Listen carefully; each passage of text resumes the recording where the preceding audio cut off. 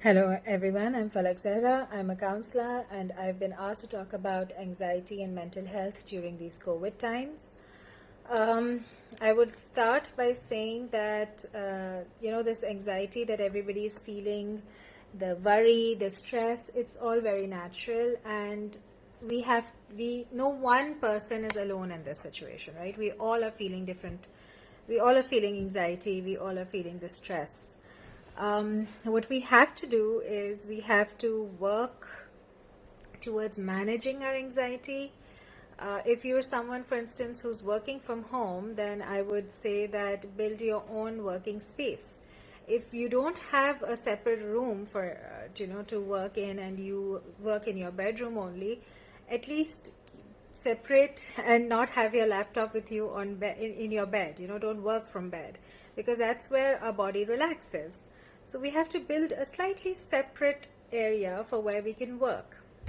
Another thing I can say is that we need to learn to schedule our day. So if you think about it, when faced with this anxiety of the coronavirus, we've lost a lot of control over our lives.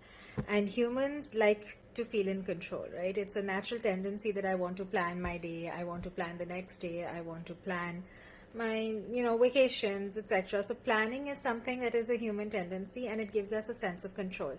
This sense of control has been lost. To regain some amount of this control, which will help us manage our anxiety, is to schedule our day.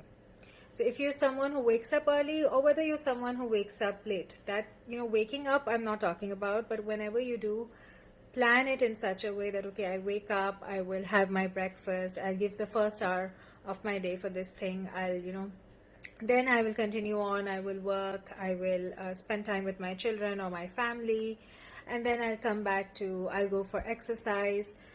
So the more structure we have, the more we'll feel that we are in control, which will help reduce the feeling of anxiety.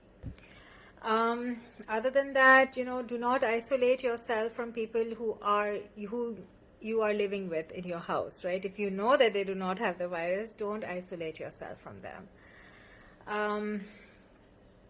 Other things I can say are small, I'm sure you've read them, that engage in exercise, go out into your balcony or your garden, practice physical distancing for sure. Do not stop that. It's very much the need of the hour, but connect with people at an emotional level using, these applications that we have, whether it's Zoom or WhatsApp or any of these applications. Not just messaging. When I say build an emotional connection, it has to be more than using emojis, because this is the time when our emotions are also very raw due to the uncertainty that I've already spoken about. So when our emotions are raw, we feel that we need to connect with people. That connection will help calm your own emotions and your anxiety, as well as the other person's. So it's good to just call someone rather than message them, or have a video call with them. This will relieve your anxiety as well. I've already spoken about, I think, in your structure or your schedule of the day, include exercise, whether that's a walk, whether that's a cardio, whether that's yoga. All these things will help release endorphins in your body that actually counteract the stress hormone in our body. So, include that whenever you can in your planned day. Apart from that, there are ways that we can try and crowd out thoughts. So if you're constantly thinking or worrying about coronavirus, try to crowd out those thoughts or push those thoughts out of your mind by thinking about other things. If you've been planning to learn how to play an instrument, for example, this is the best time. Find an online coach and go ahead and do that. Or read a book. Or if you're interested in gardening, go outside and do that. If you like to bake, bake.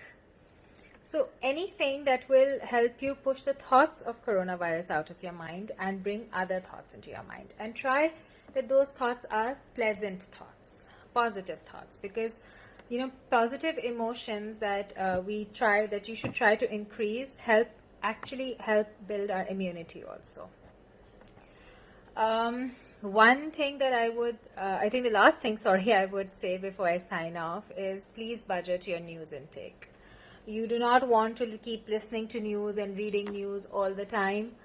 Just plan it in such a way that, maybe in the beginning of the day you listen to some news or read the newspaper, and then 2 to 3 hours before bed, not when you're going to sleep, but at least 2 to 3 hours before going to bed, you then catch up or update yourself on the news.